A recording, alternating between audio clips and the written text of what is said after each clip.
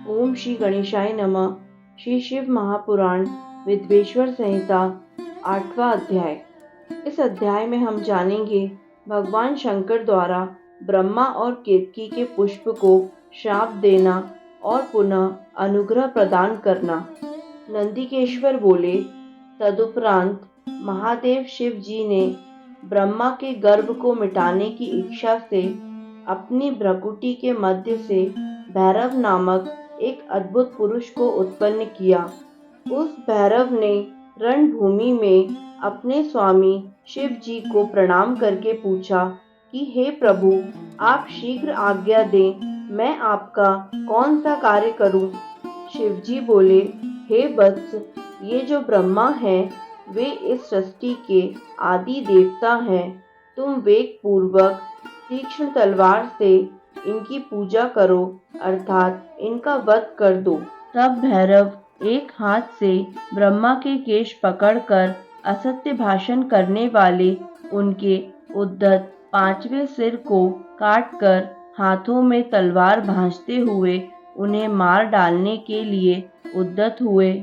हे सनत कुमार, तब आपके पिता अपने आभूषण, वस्त्र, माला, उत्तरीय एवं निर्मल बालों के बिखर जाने से आंधी में झकझोरे हुए केले के पेड़ और लता गुल्मों के समान कंपित होकर भैरव के चरण कमलों पर गिर पड़े। हे तात, तब ब्रह्मा की रक्षा करने की इच्छा से कृपालु विष्णु ने मेरे स्वामी भगवान शंकर के चरण कमलों को अपने अश्रु जल से भिगोते हुए हाथ जोड़कर इस प्रकार प्रार्थना की, जैसे एक छोटा बालक अपने पिता के प्रति टूटी फूटी वाणी में करता है। अच्युत भगवान विष्णु बोले, हे ईश, आपने ही पहले कृपा पूर्वक इन ब्रह्मा को पंचानंद रूप प्रदान किया था, इसलिए ये आपके अनुग्रह करने योग्य हैं। इनका अपराध क्षमा करें और इन पर प्रसन्न हो। भगवान विष्णु के इस प्रकार प्रार्थना किए जाने पर शिव जी ने प्रसन्न होकर देवताओं के सामने ही ब्रह्मा को दंडित करने से भैरव को रोक दिया। शिव जी ने एक सिर से विहीन कपटी ब्रह्मा से कहा, हे ब्रह्मा, तुम श्रेष्ठता पाने के चक्कर में छठे सत्व को प्राप्त हो गए हो, इसलिए संसार में तुम्हारा सत्कार नहीं होगा और तुम्हारे मंदिर तथा पूजनोत्सव आदि नहीं होंगे। ब्रह्मा जी बोले, हे महाविभूति संपन्न स्वामी, आप मुझ पर प्रसन्न होइए। मैं आपकी कृपा से अपने सिर के कटने को भी आज श्रेष्ठ समझता हूँ। विश्व के कारण विश्व बंधु दोषों को सह लेने वाले और पर्वत के समान कठोर धनुष धारण करने वाले आप भगवान शिव को नमस्कार है।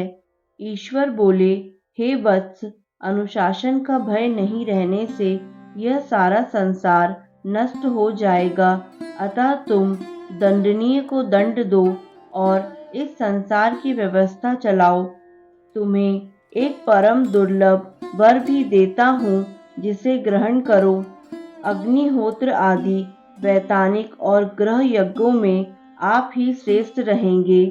सर्वांग पूर्ण और पुष्कल दक्षिणा वाला यज्ञ भी आपके बिना निष्फल होगा। तब भगवान शिव ने झूठी गवाही देने वाले कपटी केतक पुष्प से कहा, अरे शठ केतक, तुम दुष्ट हो, यहाँ से दूर चले जाओ। मेरी पूजा में उपस्थित तुम्हारा फूल मुझे प्रिय नहीं होगा। शिव जी द्वारा इस प्रकार कहते ही सभी देवताओं ने केतकी को अपने पास से हटाकर अन्यत्र भेज दिया। केतक बोला, हे नाथ, आपको नमस्कार है। आपकी आज्ञा के कारण मेरा तो जन्म ही निष्फल हो गया है। हे तात, मेरा अपराध क्षमा करें और मेरा जन्म सफल कर दें। जाने अनजाने में हुए पाप आपके स्मरण मात्र से नष्ट हो जाते हैं, फिर ऐसे प्रभावशाली आपके साक्षात दर्शन करने पर भी मेरे झूठ बोलने का दोष कैसे रह सकता है। उस सभा स्थल में केतक पुष्प के इस प्रकार स्तुति करने पर भगवान सदाशिव ने कहा, मैं सत्य बोलने वाला हूँ, अतः मेरे द्वारा तुझे धारण किया जाना उचित नहीं है, किंतु मेरे ही अपने विष्णु आदि देवगण तुम्हें धारण करेंगे और तुम्हारा जन्म सफल होगा और मंडप आदि के बहाने तुम मेरे ऊपर भी उपस्थित रहोगे। इस प्रकार भगवान शंकर ब्रह्मा, विष्णु और केतकी पुष्प पर अनुग्रह करके सभी देवताओं से स्तुत होकर सभा में सुशोभित हुए। इस प्रकार श्री शिव महापुराण के अंतर्गत प्रथम विद्वेश्वर संहिता में शिव की कृपा का वर्णन नामक 8वां अध्याय पूर्ण हुआ। दोस्तों, आगे आने वाले सभी अध्यायों को निरंतर सुनने के लिए हमारे YouTube चैनल आध्यात्मिक कथाएं को लाइक करें, सब्सक्राइब करें और बेल आइकन पर क्लिक करें ताकि आगे आने वाले सभी अध्यायों की जानकारी आपको निरंतर मिलती रहे। धन्यवाद।